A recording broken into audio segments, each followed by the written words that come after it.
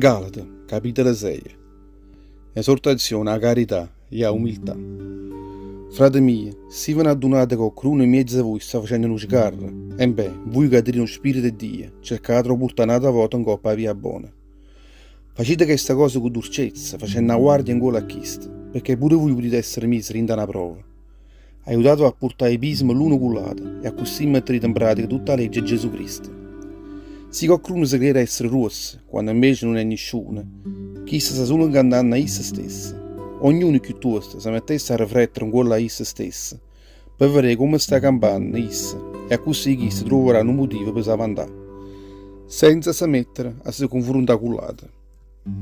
Perché ognuno avrà rendere conto di tutto quello che essa avrà fatto. Chi viene a lezionare in da parola del Signore, mettesse insieme tutto è bene catene, con chi lo sta facendo imparare.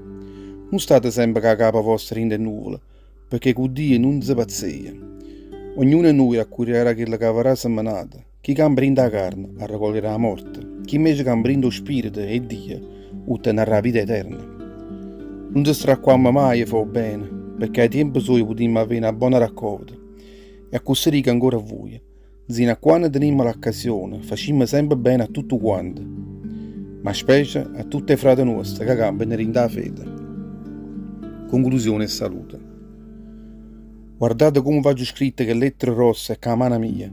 Tutte quelle che vanno che voi avete visto a far circoncidere vanno fare solo una bella fiura innanzi all'occhio di tutta la gente, perché vanno solo scansare le sofferenze che si porteranno a battere ancora allora per mezzo della croce di Cristo.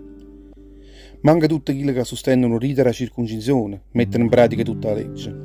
Vanno solo che voi vi faceste circoncidere per poter andare innanzi a tutta la gente. Io invece ma voglio avanzare solo questo, la croce del Signore nostro Gesù Cristo, perché Esso è morto per noi in croce, il mondo è morto per me, e io sono morto per il mondo, perché se voglio dicere, non conta più niente essere circonciso o non essere circonciso, perché quello che conta è essere una creatura nuova. Dio può essere la pace e la pietà a tutti quelli che mettono in pratica questa regola, allora a tutto il popolo di Dio. A questo momento nessuno più facesse a granì e i uova che tengo perché appartengo a Cristo Gesù. E tutte quelle chiaie che sto portando rindo corpo mio sono una prova che appartengo a Gesù Cristo. Potesse, Signore Gesù, arrevocare ancora a voi tutta razia sua.